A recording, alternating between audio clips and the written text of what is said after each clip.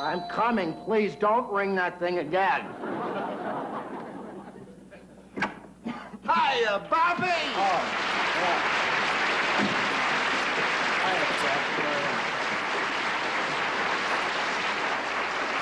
I just dropped by to see how you like the meatballs. Oh, gosh, what meatballs? What meatballs? Yeah. Don't you remember? 2 o'clock this morning, you came running into my kitchen and started throwing meatballs at a policeman and a Chinese waiter. You were tossing them like they were grenades, screaming, "Stand back! You'll never take me alive!" Oh, boy. I hope your wife wasn't mad about the meatballs. Nah, she wasn't mad. What's a couple of dozen meatballs? She's still trying to get the spaghetti off the ceiling. Gee, I'm sorry, Freddie. It was the office Christmas party, and I guess, you know, I had a little too much.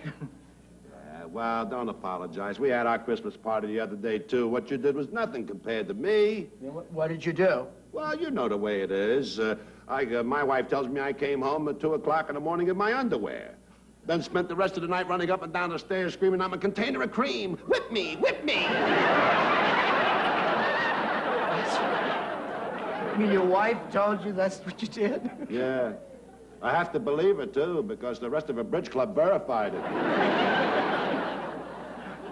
It sounds like you had some Christmas party. Ooh, I was a big hit. Why, what do you mean? What do you... Oh, well, you know the way it is at a Christmas party. Somebody's got to get up and start the action. So I got up and did a few of my impressions, like my ostrich. What, you can do an impression of an ostrich? You never saw my bird?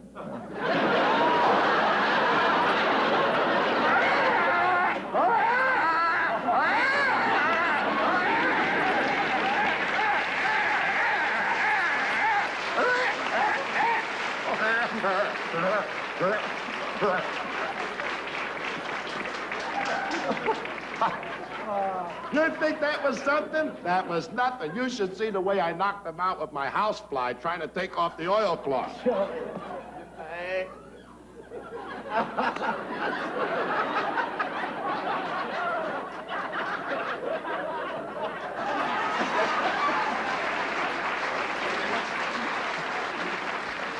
What? What did you do then? Oh, well, I had a couple of cups of coffee, started to sober up a little bit. Got on a serious kick. Took a cigarette out of my pocket and started to do my impression of Humphrey Bogart. You know?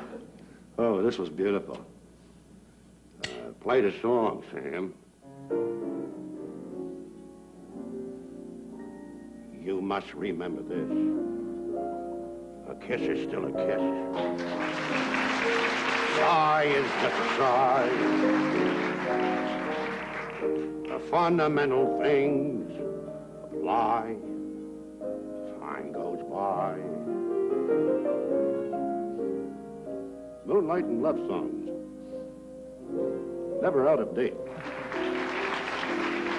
Hearts filled with passion. Jealousy and hate.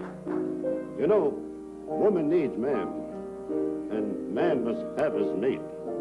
On that, you can't deny.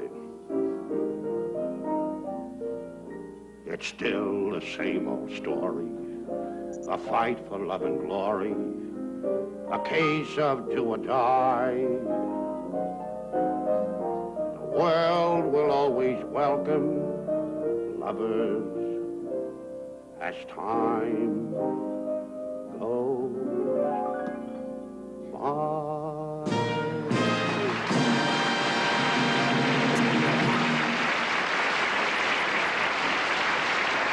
But you know what?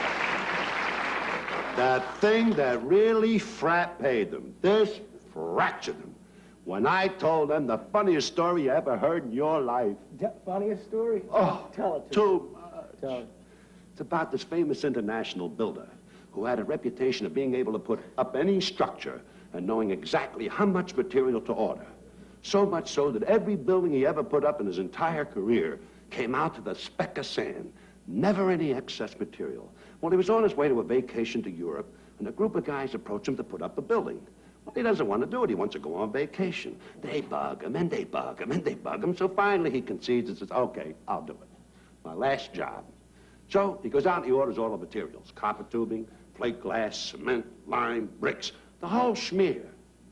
Upon the completion of the building, for the first time in his career, he wound up with one brick. What do you think he did with the brick? I don't know. He threw it away.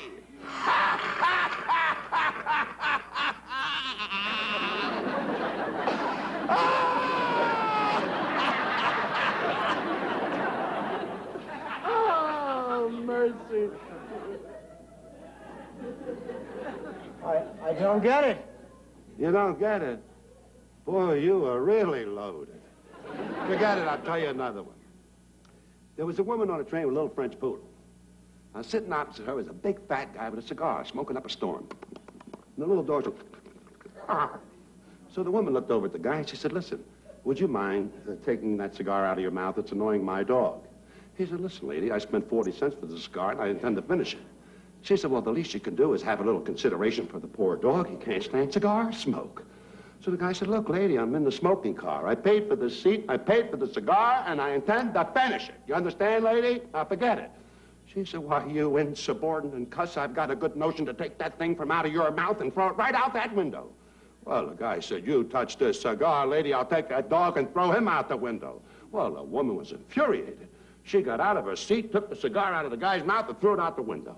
The man steamed, took the dog, shook the dog, threw the dog out the window. 5 minutes later, the dog came back. What do you think he had in his mouth? The cigar. No, the brick. Look,